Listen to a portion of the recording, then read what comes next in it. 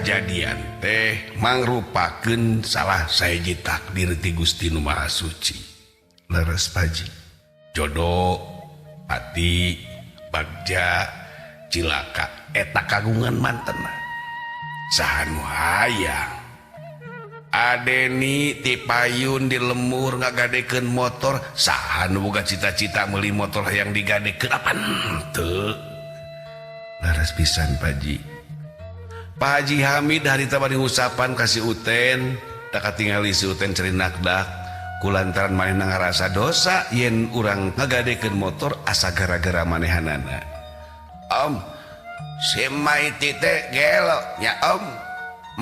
Menik bikai sebelun kan nya Pak Haji namina kecelakaan mah saha nu hoyong nya Pak Haji nya. Seksi Uten bajeng pegat-pegat ngomong teh da katingali cimatana ngaruncelang. Teu aya nu hayang nu ngaran cilaka. Teu aya nu hayang ngaranna musibah. Teu aya nu hayang kajadian nu teu munasabah. Saha nu hayang teu aya sadayana oge. Eta mah tos takdir ti Nu Maha Suci. Sumpingna ka ieu tempat tepang jeung Pak Haji ge ieu teh mangrupakeun takdir ti Nu Maha Suci. Jadi Uten terkena nyalakan si Maiti nya sareng si bapaknya Pak Haji. Eta teh Pak Haji nu tadi diceraskeun teh si Mang Hakim jelema gelo. Uten bae ten da Om nu ridho. Jam tangan kitu make aya penjagaan sagala. Kieu Sep Uten. Ari ngaran-ngaran jelema jahat mah ceuk paribasana naon oge pasti dilakukeun. Hayang ngarah bari ngarinah. Kumaha we carana manehanana ngomong ka mana karep anu kitu mah hareupeun jiga nu nya tukangeun mateni. Leres Paji. Kitu pisan Paji. Si Mang Hakim teh pame payunon mah jiga nu nya kasih bapak kasih mama ka Uten oge da sosobatan pasantelan teh Paji. Si Mang Hakim sareng si bapak teh tapi aya itu kangen sosok menikam gitu. Malah sok nyarioskeun wae si bapak kagorengan si bapak kana Paji. Ten bae ten naon tuh ngomongkeun wae batur we Uten. Ngomongkeun Mang Hakim Om jeung si bapak lain batur ieu mah. Heueuh teh pencet Pak Haji kita tadi teh nu teh batur ten. Ges.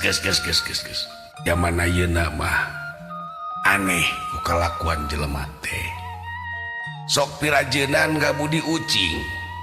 Kumaha Pak Haji ngabudi ucing teh? Ari hareupeun bageur. Satu kangen teu bener.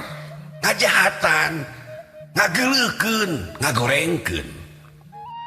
Jiga nu nya urang boga lauk hareupeun mah ucing teh ningali weh semu hideng malah babalieuran urang ngaleos sakedik eta lauk di bawah.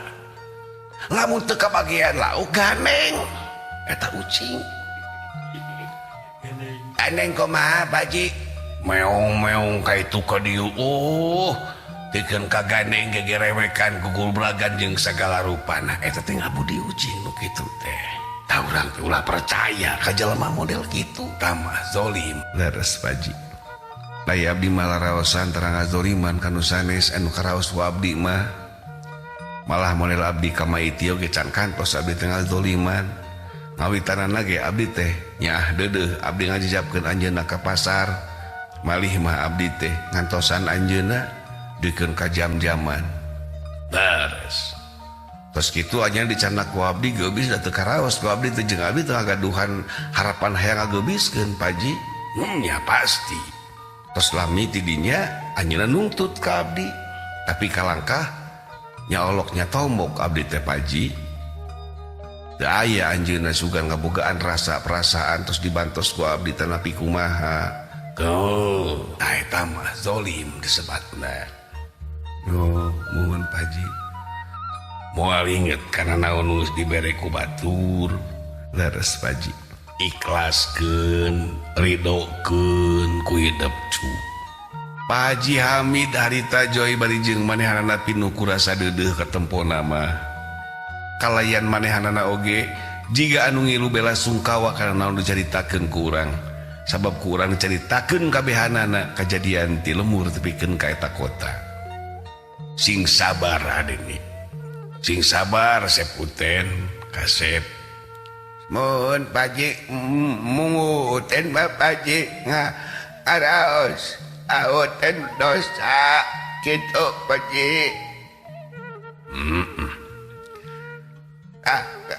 gara-gara si bapak tenauten mah kudu nuntut uten yang gaduh sadel sepeda jadi uten di pewarang ngawadul ku uten diayayakeun jadi si bapak nuntut 50.000 gitu Paji.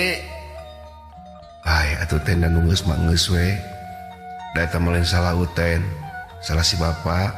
Nya kan uten anu gelo nama om, nah mah keda aek uten. Kita wadul. Si uten hari teh bari ceurik Joy. Kejadian si uten. Terus kitu si uten diusapan ku Pak Haji Hamid, pinuh kurasa dedeh. Tos kasep. Toskeun bae. Uten mah jika lain budak si bapak meureun Paji ulah kitu tak Uten mah teu diperhatikeun Paji Uten mah teu jiga batur Uten mah dan disunatan Paji